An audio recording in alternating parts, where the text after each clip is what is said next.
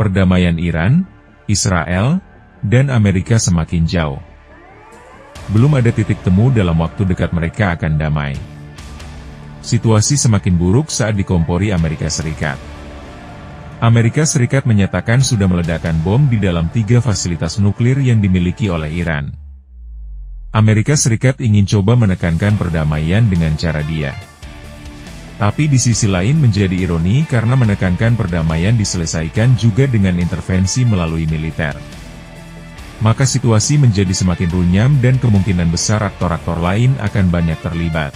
Ada 3 spot yang kemudian dibombardir oleh Amerika Serikat dan tentu saja Donald Trump dan juga jajaran Wakil Presiden Pence itu juga menyatakan bahwa Amerika Serikat ini ingin coba untuk menekankan perdamaian harus segera selesai gitu. Tapi di sisi lain ini merupakan ironi karena Amerika Serikat sendiri juga menekankan bahwa perdamaian itu ya ujung-ujungnya diselesaikan juga dengan intervensi melalui militer juga. Dan saya pikir ini membuat situasi menjadi semakin runyam dan kemungkinan besar aktor-aktor lain terlibat baik secara kasat mata maupun secara tidak kasat mata begitu ya, mulai dari Rusia, kemudian Tiongkok yang barangkali menjadi sekutu terdekat dari Iran, ini tentu akan mengambil posisi yang berseberangan dengan Amerika Serikat.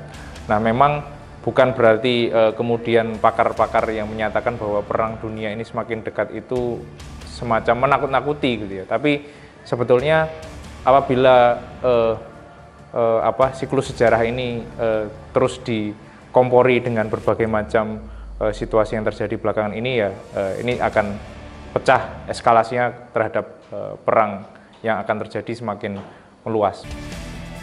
Pemerintah Prabowo masih galau untuk menentukan sikap, baik terlibat atau reaktif. Belum ada sikap resmi yang diambil Menlu Sugiono. Kegalauan ini sangat disayangkan sejak statement dari Presiden Prabowo yang terkesan kurang tegas sejak persoalan Palestina. Di satu sisi mungkin kita melihat bahwa Indonesia masih menimbang-nimbang kira-kira seperti apa peran dari Indonesia ke depan, karena yang menjadi satu kebingungan adalah karena Indonesia belum merecognize atau belum mengenali Israel sebagai negara berdaulat gitu ya. Dengan kemarin ada pernyataan Prabowo bahwa akan memberikan syarat kedaulatan, pengakuan atas kedaulatan bila Palestina diakui gitu ya. Saya pikir ini yang menjadi pertaruhan besarnya. Dan di sisi yang lain gitu, kita melihat adanya Indonesia ini semakin mencoba untuk mengidentifikasi diri apabila ingin menjadi peace broker ya, berarti harus mengambil satu langkah-langkah strategis, artinya harus betul-betul menjadi penengah yang sifatnya netral. Intervensi akan memungkinkan munculnya efek domino dan perang makin panjang.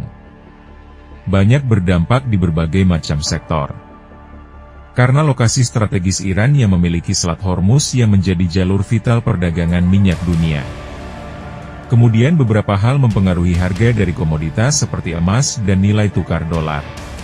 Pastinya akan banyak berdampak di berbagai macam sektor, karena pada dasarnya lokasi strategis baik dari Iran maupun Israel ini termasuk kemudian kemarin juga ada pengumuman penutupan dari Selat Hormuz, sehingga ini saya pikir menjadi satu momentum cukup vital di dalam perdagangan global yang sekarang mengalami satu ketegangan atau stres, sehingga dalam hal ini memang perlu dipertimbangkan aspek geoekonomi yang sekiranya dapat timbul, termasuk kemudian kelangkaan suplai dari minyak, kemudian juga dalam beberapa hal mempengaruhi harga dari komoditas seperti emas dan nilai tukar dolar, yang saya pikir ini juga akan saling berkaitan dan menjadi interdependent antara satu sisi dengan sisi yang lain. Sehingga dari hal ini pihak-pihak ini perlu kemudian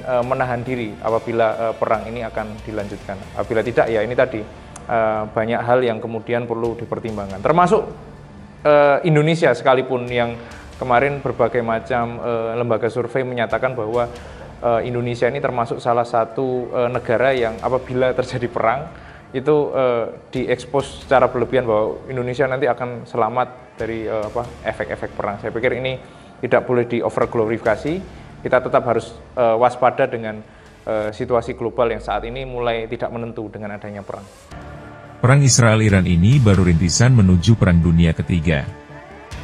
Bahkan terlalu dini untuk menilai Perang Dunia akan segera dimulai.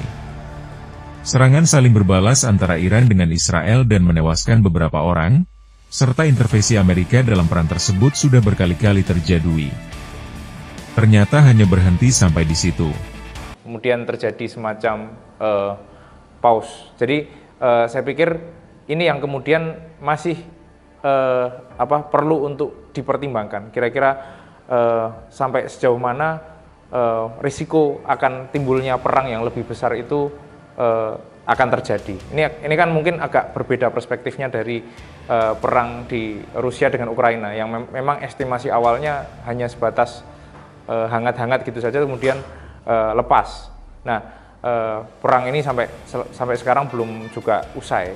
Nah, ini sekarang menjadi satu pertanyaan besar. Kira-kira apakah Iran dengan Israel ini memiliki satu korelasi dengan negara-negara lain yang kemudian bisa dipicu atau dipantik keberadaannya untuk kemudian memberikan support atau dukungan. Salah satunya ketika Amerika Serikat sudah mulai terlibat di konflik satu kawasan, ini yang kemudian yang perlu kita perhatikan lagi gitu. Karena Amerika Serikat tentu saja di bawah Donald Trump memiliki banyak kepentingan. Nah, ini agak bertolak belakang dengan Donald Trump yang justru kenapa kok ketika di Rusia Ukraina ini justru menyetop bantuannya. Nah, ini ternyata tidak terjadi di Iran. Nah, itu yang kemudian kita masih perlu untuk mengkaji dan melihat lebih lanjut secara berhati-hati. Mimpi Israel ingin menguasai kawasan Timur Tengah sudah menjadi cerita lama. Serangan Israel ke Palestina, kemudian ke Yaman, dan Iran sebenarnya tidak sekedar persoalan geopolitik semata. Terdapat aspek ekonomi, teologi, serta histori. Ya, saya kira kalau saat ini, Palestina itu relatif tidak mengalami perubahan apa-apa. Dia diserang atau tidak diserang, atau Israel menyerang apa atau tidak menyerang apa-apa, Palestina tidak akan berubah. Kecuali ada kesepakatan bahwa Palestina bisa dimasuki oleh para relawan internasional untuk melakukan rekonstruksi, melakukan pembangunan kembali dan membenahi infrastruktur yang ada. Nah, sekarang warga Palestina justru bergembira karena Iran berhasil mengantarkan kehancuran pada Tel Aviv, seperti itu. Jadi ibaratnya musuh dari musuhmu adalah temanku, seperti itu. Ini musuh bersama Israel sekarang ini. Musuh bersama banyak bangsa dan juga musuh bersama antara Palestina dan kelompok-kelompok perlawanan yang lain seperti di Hizbullah di Lebanon, Houthi di Yaman, maupun milisi-milisi yang ada di Palestina itu sendiri. Israel mengalami kesulitan untuk menangkis serangan-serangan rudal balistik Iran yang berskala masif. Iran rupanya sudah mempelajari bagaimana cara bekerjanya seluruh sistem perlindungan Israel. Baik Iron Dome, atau sistem-sistem lain yang mereka anggap lebih modern. Iran juga memiliki solusi untuk melakukan serangan secara masif dengan potensi berhasil yang jauh lebih besar dari serangan-serangan terdahulu. Pada dasarnya, Palestina membutuhkan sebuah infrastruktur kesehatan seperti dulu ketika kita memiliki rumah sakit di Palestina. Jadi untuk khususnya ya, buat relawan-relawan yang dikoordinir oleh Kementerian Luar Negeri Indonesia, menurut hemat saya harus segera melakukan proses diplomasi, bagaimana caranya melakukan restrukturisasi rumah sakit Indonesia yang ada di Palestina.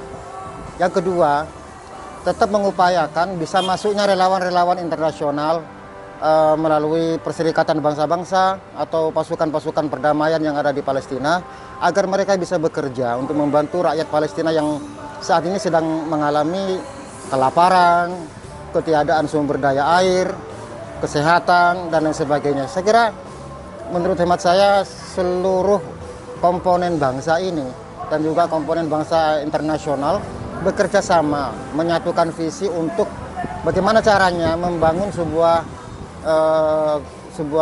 komunikasi agar para relawan internasional itu bisa kembali bekerja di Palestina dengan aman tanpa disandera oleh pasukan-pasukan IDF Israel.